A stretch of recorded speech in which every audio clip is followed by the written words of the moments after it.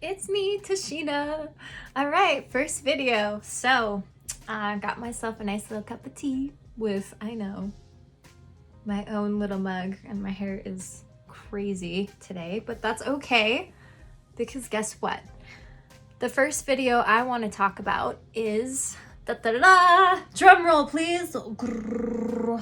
Is mental health. Yay! I know there is so much going on in the world, and it can be super overwhelming with anxiety, losing jobs, worried about loved ones, oh my gosh, finances, bills, everything. For me personally, I wanted to delve into my little journey as far as how I've been feeling with the COVID-19 hitting. It is crazy. It is overwhelming. I have done everything from denial, like when it first hit, I was like, oh, this is fine. It's like the common cold, or it's like the flu, or, the second day, things started getting really, really intense. I was at the grocery store and I started seeing food disappear. And for me, food is like a very big safety thing. And so when I see like the shelves empty in the store, that's kind of when I really started understanding, okay, this could be a really intense thing that's going on, and the world that I know is about to change. So let's just talk about the stresses. I currently lost a bunch of clients because they lost their jobs and they couldn't pay. And that was really, really hard because I love all my clients so much. And it's been really hard worrying about bills, worrying about finances, worrying about employment. I've been super worried about loved ones. Me in particular, I am a higher risk person. So I do have lupus, so I have been self-quarantining. Yay! And it's been hard. It's actually been really hard. For the most part, I'd like to believe that I'm an introverted type of person, so I do enjoy my own space, my own time. But truth be told,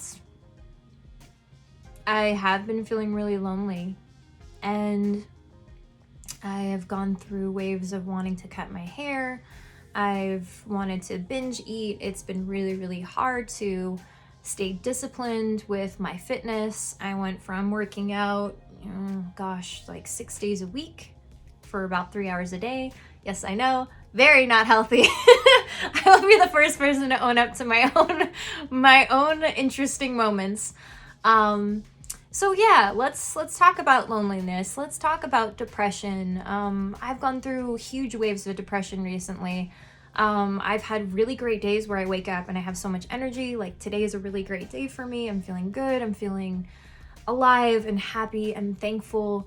And, I've had plenty of days recently where I woke up and I cried for 4 hours just because of fear and anxiety and the feeling of everything has changed.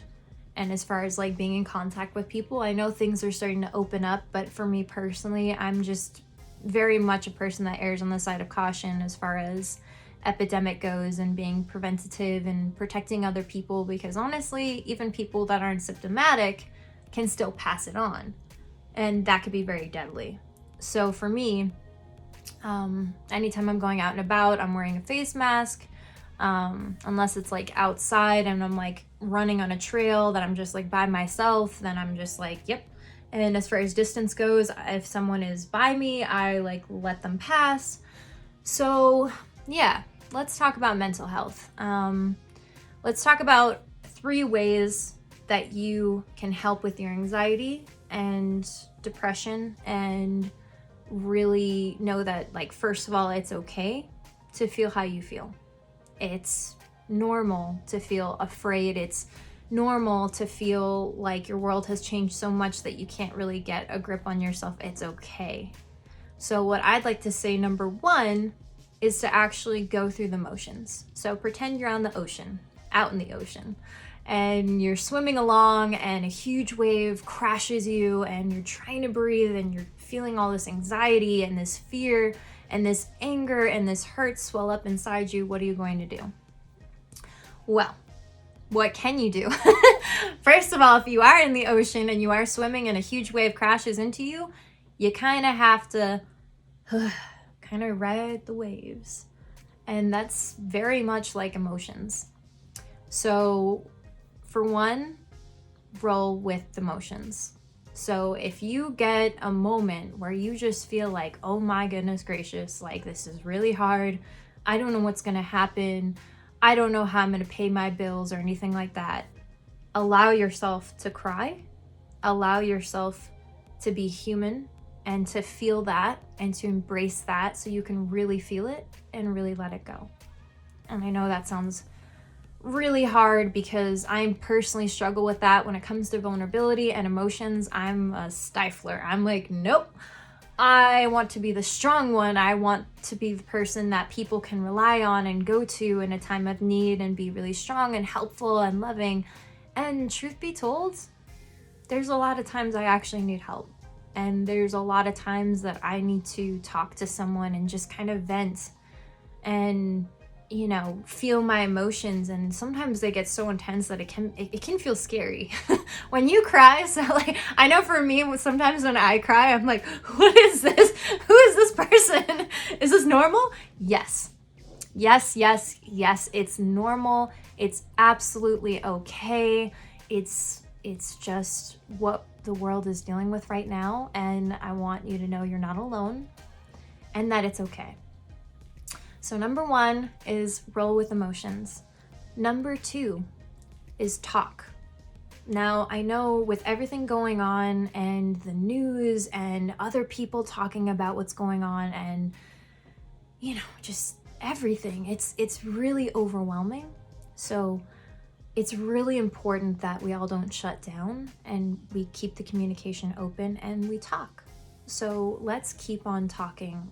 Find someone you care about, whether it be a relative, a friend, you know, family members, your pet even, if you have a dog or cat. Unfortunately, I do not have a cute little pet, not yet, because my place is too small and that would not be very fair. So when it comes to talking, you need to find someone that you feel really safe with and someone that won't judge you. So for me, that is actually several people. I have several people in my life that are really strong and I can be completely 1000% myself. And they know me very, very well. So when it comes to, you know, talking through things, it's important that you talk through things openly, honestly, and you feel safe enough to discuss whatever you're thinking and feeling, and also not to judge yourself. So it's really, really crucial when you are going through a moment and you feel like you're just kind of lost in that ocean of emotion. I know that kind of rhymed. That's kind of cool. I did not plan that.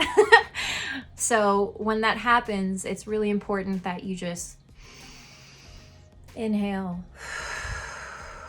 exhale, and just take a moment and be like, it's okay that I'm feeling this way. And I give myself permission to feel this. So when it comes to talking to people, even a hotline or counselors, I know it sounds really ridiculous, but it's so important to talk.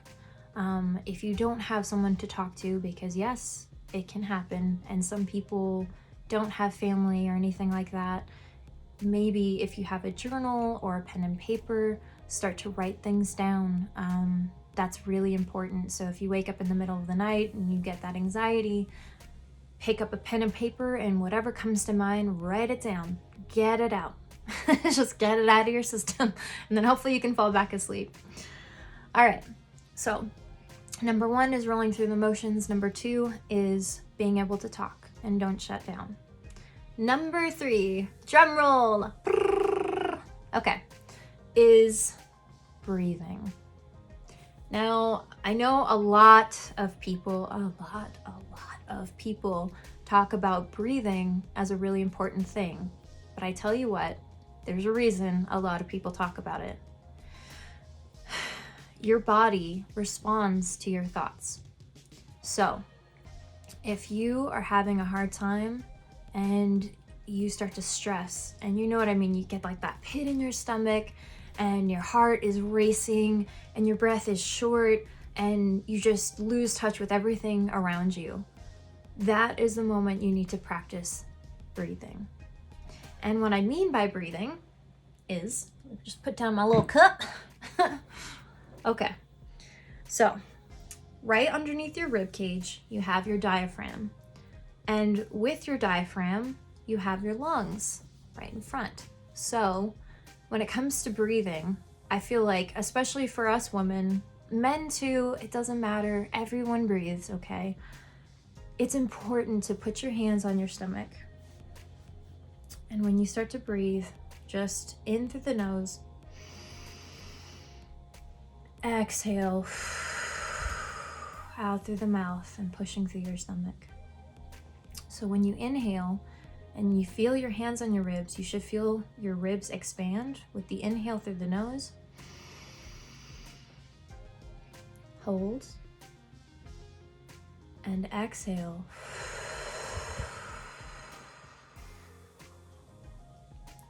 Now, the importance of breath work is it connects everything to your nervous system, your heart rate, everything.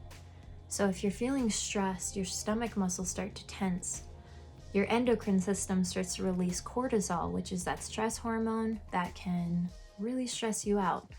If you stress a lot and too much and too often, and you don't focus on breathing and taking a moment to overcome and become stronger with the stress and work through it, I feel like over time that can increase headaches, that can increase, the cortisol levels, which can increase, fat storage and, wreck your sleep habits and create mood swings, and it affects everything.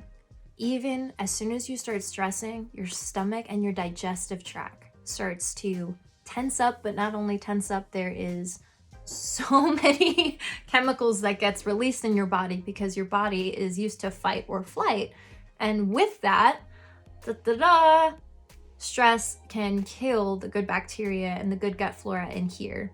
And that helps break down food, which in turn helps release toxins from your kidney, your liver, your digestive tract, everything you eat. So it is vital that we all breathe. Okay? So 1 is ride the waves. 2, talk to someone, or journal, or draw, or take a walk, anything like that. And 3 is breathe.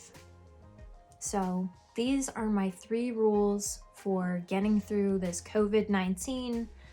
It's challenging. I know, I completely understand. Most people have children and pets, and there's so much going on.